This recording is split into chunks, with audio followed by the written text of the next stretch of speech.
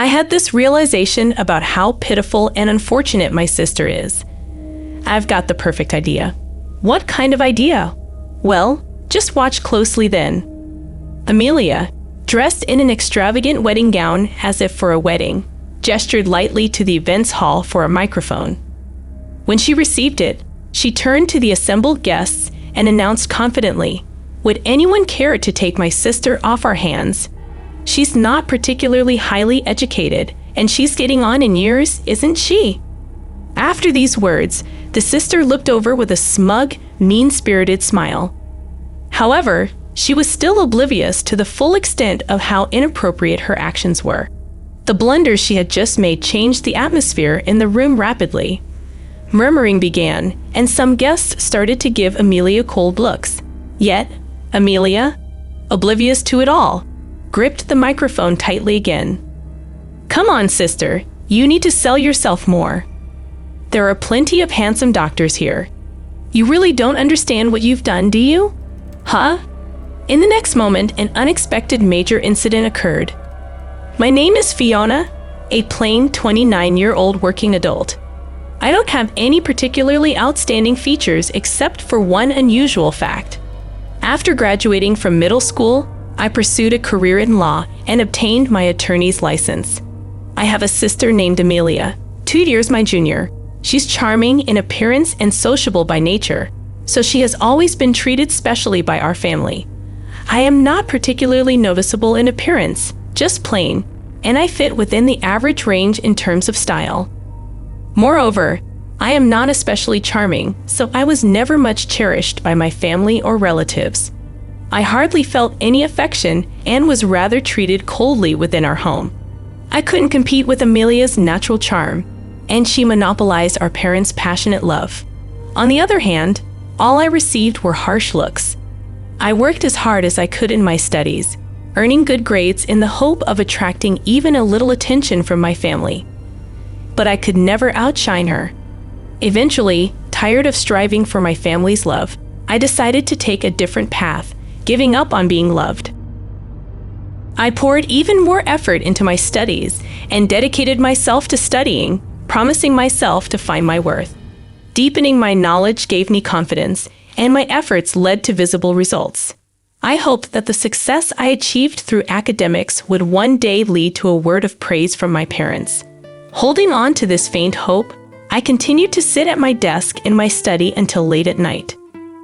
Throughout my middle school years, I always maintained the top spot in my class and outpaced the other students in every test. Despite this, not once did I receive words of praise from my parents. During those long school years, instead, I was often met with what felt like reproach for my grades. It's not just about being at the top. You need to get nearly perfect scores in every subject. Yes, even if you score 95% in science, it's not perfect. But this recent exam was really difficult. Excuses again and again. Your insufficient efforts are why you end up with such results. My mother's voice had a sharpness like ice. It's truly disagreeable. Are you intending to flaunt those less than perfect grades? All I could do was apologize. "Yes, I'm sorry," I murmured softly. No matter how much time and effort I invested, my results never matched my parents' idea of perfect.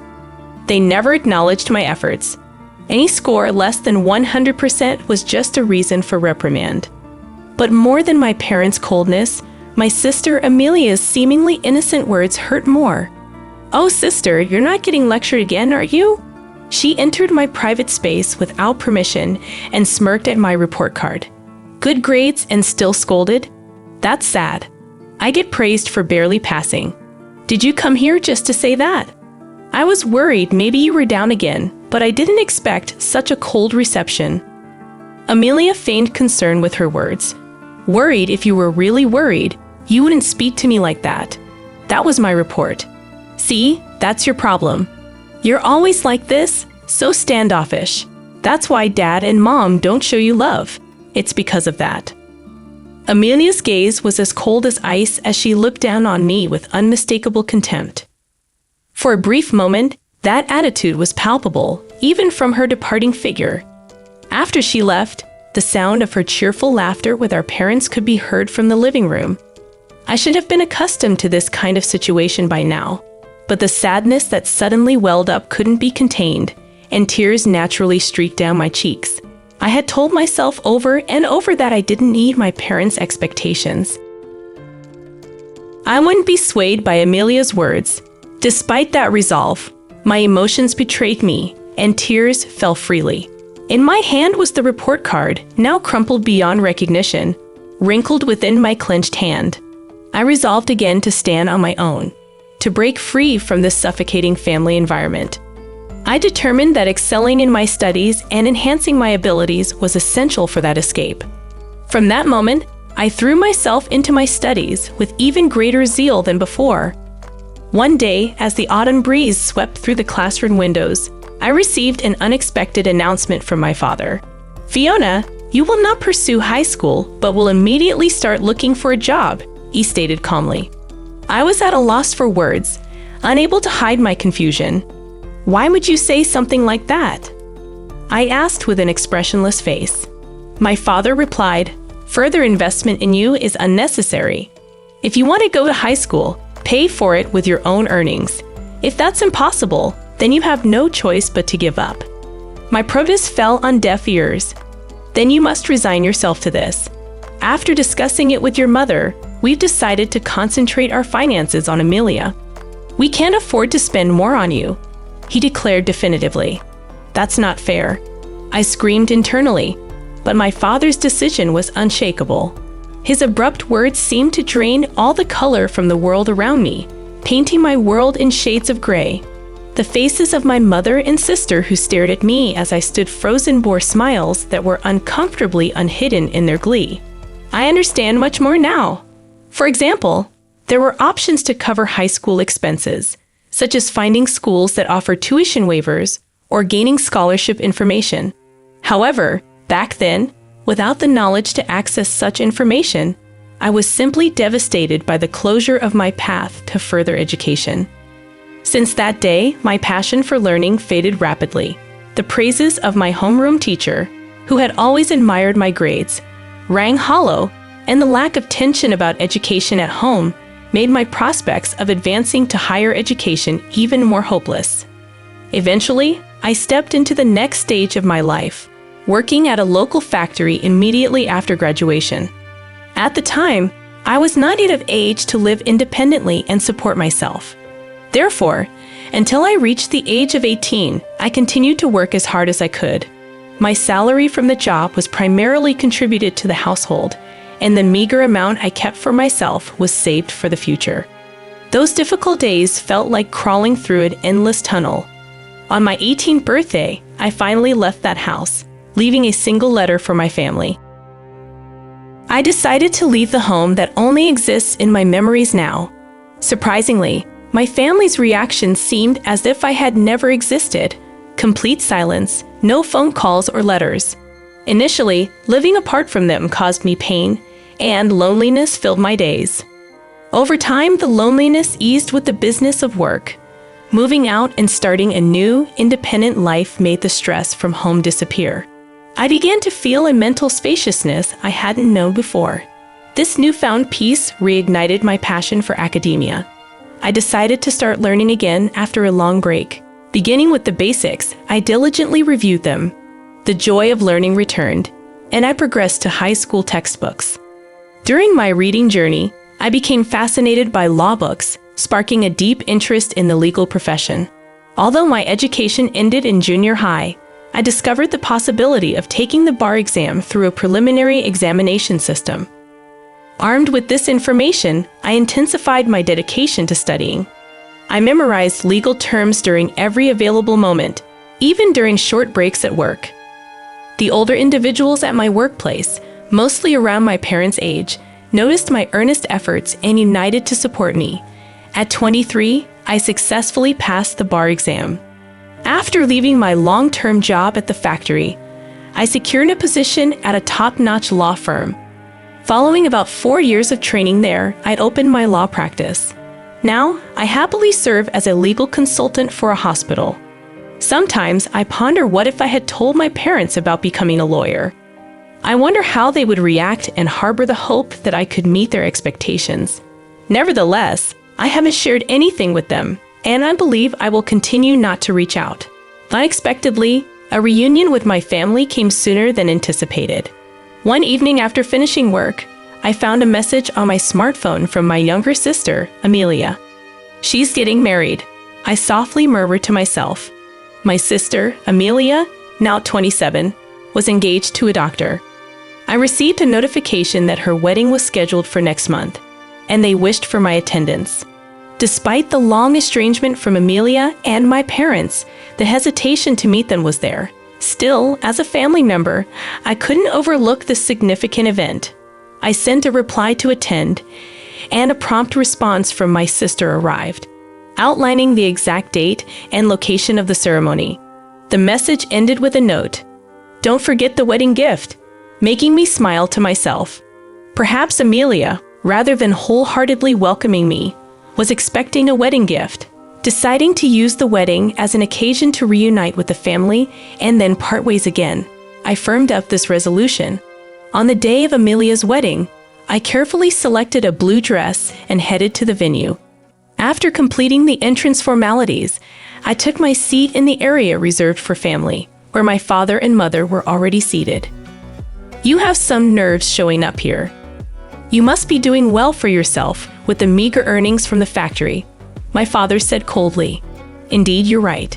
Introducing someone like her as family does not do us any credit as parents," my mother added with a tone of disdain. "Amelia shouldn't have invited someone like you," my father continued. I told them exactly that, but they insisted on receiving the celebration money regardless, my mother stated quietly despite my presence. They carried on this conversation without any hesitation. This was the reality I faced, a faint hope that sharing my side of the story might bridge the gap between my family and me existed. But it was swiftly shattered, and I felt it crumbling inside. Both my father and mother seemed to completely avoid conversation with me. In the quiet, I glanced around the venue and noticed some familiar faces among the groom's side. Haven't I seen that person somewhere before? I mused to myself, feeling a sense of déjà vu with the person sitting next to them. While tracing my uncertain memory, I looked up the groom's name, and my suspicion turned into conviction. The connection I had anticipated became clear. I couldn't entirely hide my faint surprise. Inside, such a coincidence. It's almost like a twist of fate, I marveled. However, I decided to keep my emotions in check and spend the day quietly as part of the ceremony. As the program proceeded, the bride and groom made a glamorous entrance, followed by their team and guests who spoke warm words and put on entertaining performances, softening the atmosphere. As time passed, the banquet gradually shifted to dinner and then to photo-taking sessions. Throughout this time, my parents got up without acknowledging my presence, moving towards the front where the bride and groom awaited. Amelia, as if drawn by a magnet, clung close to them, showing a happy smile with each photograph taken. Pretending to feel nothing about the scene unfolding before me, I focused silently on the meal in front of me. Unexpectedly, Amelia quietly approached me with a smile. Though her eyes held a spark of something more than excitement to see her sister after so many years, it seemed like she was up to something big. "Big sis, it's been such a long time, hasn't it? Are you happy to spend time together like this?" she asked lightly. I nodded quietly, expressing my genuine thoughts. "Yes, the banquet food is really wonderful," I said with a sarcastic smile. Amelia continued, "You can't get such luxurious food at the factory you work at, can you? You should be grateful for this opportunity." Something inside me felt like it was being torn apart, but I did not show it on my face. However, Amelia's words became sharper, tauntingly piercing me. "Oh dear, did I upset you? I'm sorry, but it's natural for you to be envious, isn't it? Your little sister marrying a doctor and all," she said flippantly as if it were a meaningless ornament. I kept my expression unchanged and quietly waited for my next move. At that moment, Amelia whispered in my ear, "Big sis, because I feel sorry for you, I've come up with a great idea."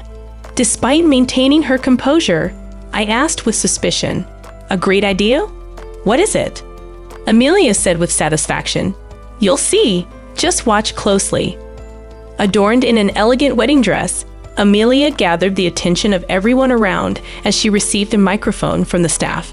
Suddenly, she announced loudly to the guests, "Ladies and gentlemen, you may not be aware, but my sister is here. She may not have the highest education or be the youngest, but if there is anyone kind-hearted enough, could you please take her under your wing?" My face turned red suddenly. "What are you saying, Amelia?" I exclaimed. Amelia continued even louder. "Although she doesn't earn much and leads a modest life, is there someone here who can brighten my sister's future?" As the gazes of those around focused on me, the younger sister seemed to be enjoying my confusion with a smug smile. At that moment, a breathtaking scene unfolded. Amelia's blasphemous attitude escalated, and astonishingly, even her normally gentle parents chimed in with her tune.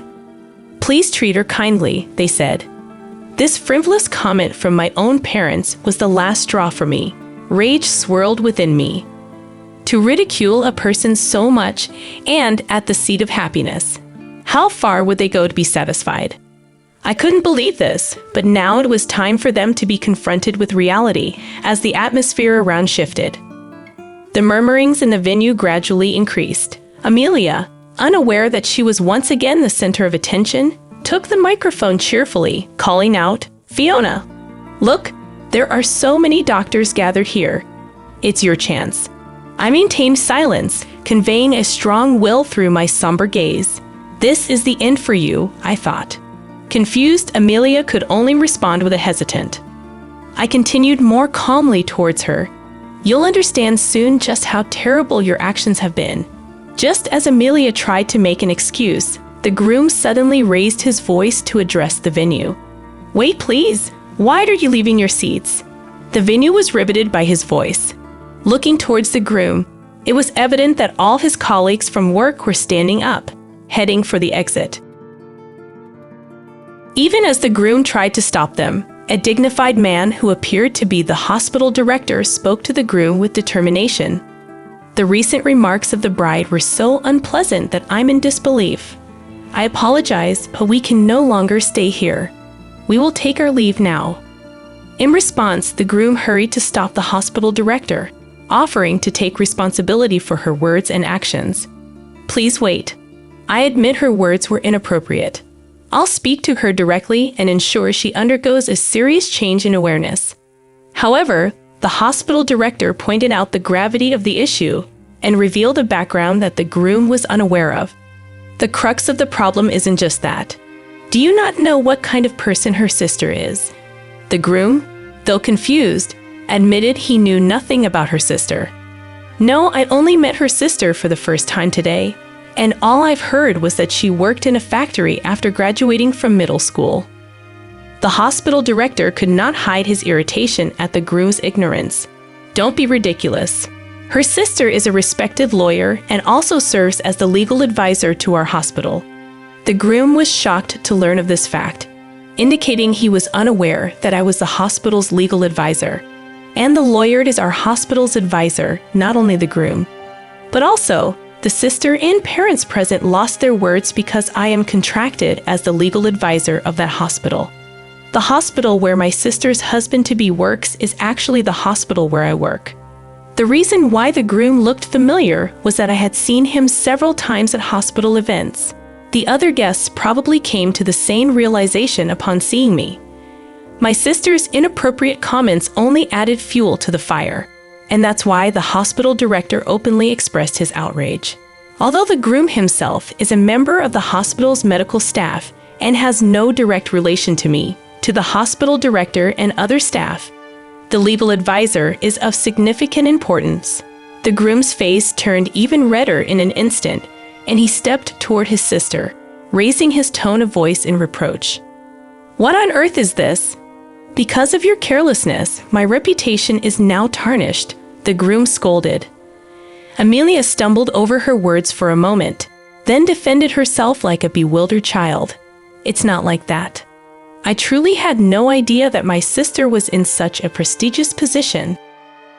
The groom, growing more indignant, continued to reproach Amelia for her ignorance.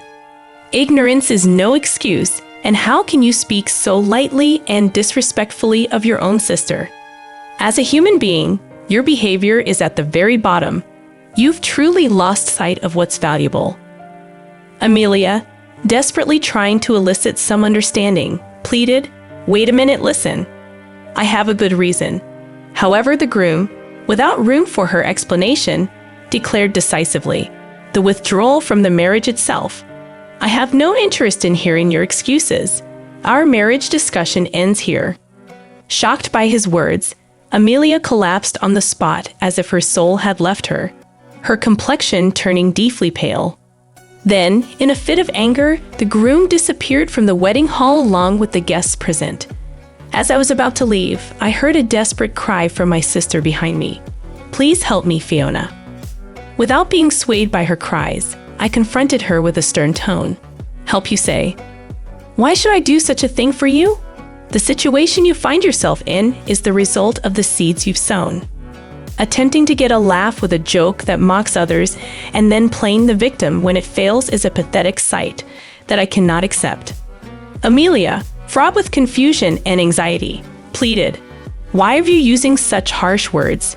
With a quiet yet firm attitude, I responded, "Why should I need to inform someone who has never contacted me about my profession?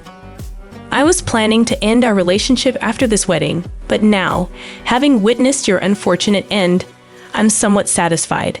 You must be disappointed that your engagement to a doctor has been called off. Well, you better work hard to find your next prospect." With these words, I left the venue with dignity. From afar, I could hear the critical voices of the sisters and parents from the guests. Everything proceeded as expected, and the sisters' marriage was no more. The parents, who had thought a secure future was assured through the sister marrying a doctor, expressed their anger towards her for the first time. Due to the commotion, the sister, always pampered, couldn't withstand their anger and sought salvation with a broken heart. But I ignored her pleas without any sympathy. I never answered the phone despite repeated attempts and cut off all methods of contact with the family. I heard that my sister had quit her job, now without employment, estranged from our parents, and spending her days shut in at home. As for me, I am maintaining a very satisfying state in both my work and private life, leading a peaceful existence without any significant problems. Although the bond with my family hasn't been smooth sailing, I am fortunate to be blessed with a great deal of support from people in my professional life and my day-to-day existence. This blessed environment isn't due to chance, but the result of long-term self-investment and persistent effort. There were days when I faced harsh trials, but it is because I overcame each one that I am where I am today. Reflecting on my past struggles and recognizing their value for myself, I now hope to continue living a fulfilling life at my own pace, setting realistic goals while keeping stress to a minimum. I hope you guys enjoy this story. To watch more amazing stories, subscribe to our channel. Thank you.